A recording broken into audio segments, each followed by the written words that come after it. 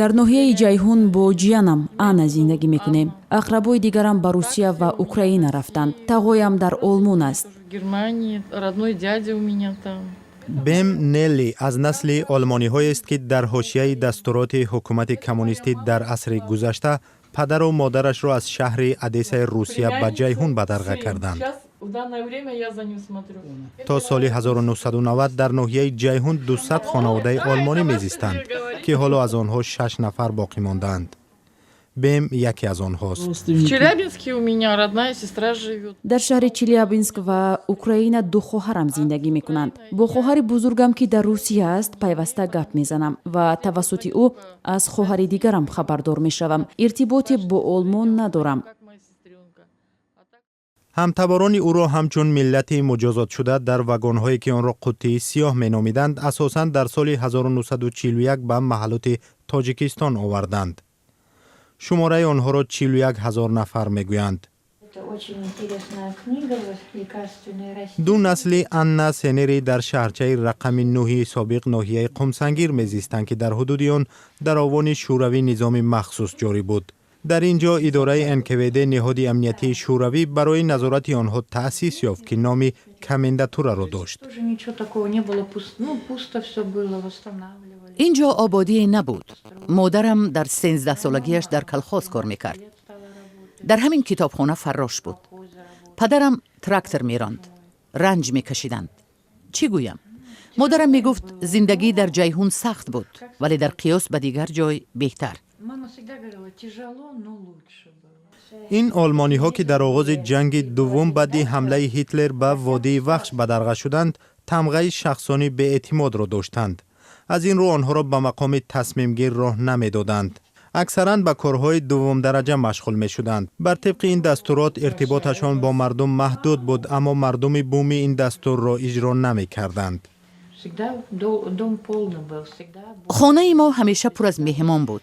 مردم اینجا میگفت مادرم با ما مهربان بودند. همکارانش تاجیکان با ما دوستی میکردند. حالا هم وقتی با پیرانسالان وا میخورم آن روزهای خوب را به یاد میارند. آلمانی ها محل زیستشان را به اجازت کارمند NKVD تا 3 کیلومتر ترک نمی کردند. در عکس حال آنها زندانی می شدند. با باز شدن سرحدات در آخر سالهای 80 اکثر آلمانی ها تاجیکستان را ترک کردند. بم نلی با شوهرش الکساندر که خونی تاجیکی دارد به اوکراین رفتند و 5 سال آنجا زیستند. вақти соли 1992 дар тоҷикистон ҷанги шаҳрвандӣ сар шуд бо шавҳарам ба Украина рафтем. вай ба сил гирифтор шуд. маҷбур шудем ба тоҷикистон баргардем. ҳоло бинокор аст. зиндагиамон сахт аст. аз бепулӣ азоб дорем. بم نلی روبنده است و 300 سامانی معاش میگیرد. او فرزند ندارد و 10 سال پیش یک کودک را به فرزندخانه گرفته است. حالا که توان داریم کار میکنیم. برای آدمان خانه میسازیم. درآمد از شرطنامه وابسته است. ماهی تا 500 سامانی جمع می شود. این خانواده میگوید سطح زندگیشان با مردم محل برابر است. اگر هم روزی به پول و مواد غذایی مانند با همسایه ها چون اعضای یک خانه هستند آنها به کمکشون میرسند. گرچه توجیک هم نباشند که خیلی توجیکا همسایگی کردگی یه فیل توجیکا یاد گرفتگیان خیلی همسایگیشون نغزای بعد شوهرش هم بودم خوبه. آنا 30 سال باز در جماعت استقلال کتابدار است. با وجود آنکه طلبات به کتابخانه ها کاهش یافته است آنا بر طبق رجای سابق به کار می آید و می رود. وقتی از کار برمیگردد تنهایش نمیگذارند.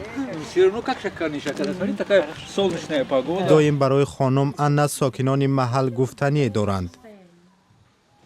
در این خانه آنا با 2 فرزندش زندگی میکند. نانآور خانه پسر 25 سالش بوده، دخترش در صنف 7 میخواند. چند بار هم خانم آنا به آلمان سفر کرده است و 2 خواهر و برادرش پیوسته او را به آنجا میخوانند. اما برای ترک نکردن تاجیکستان وجه‌های خود را دارد. 2 بار به مهمانی رفتم. آلمان به من معقول شد. اما مردم آنجا چون در تاجیکستان با هم ششت و خیز ندارند. اینجا در هر خانه تاجیک را بکوبی با چهره کشاد و محبت پیشوازت میگیرند. در آلمان این طور نیست. اینکه در تاجیکستان با همدیگر ارتباط نزدیک دارند پسندیده است. Вот моя мама умерла, когда у меня такая большая 2 سال پیش وقتی مادرم فوتید همه کمک کردند. یکی با حرف خوب، دیگری کاری را انجام داد، سوم خرج ماتم را پرداخت. من از همدیهگان خود تا آخری حیات منت دارم. Я не могу ничего плохого сказать. Что могу, делаю. Картошку весной сажаю. анна чормағзу карраму сабзавот ангуру дигар ҳосили заминро ҷамъ кардааст. шаробаш ҳам зимистон омода мешавад ва ӯву ҳампаймонаҳои тоҷикаш дар маъракаву маросимҳои деҳа барои комёбиҳои якдигар бода мебардоранд. Это вот недавно фотографировали.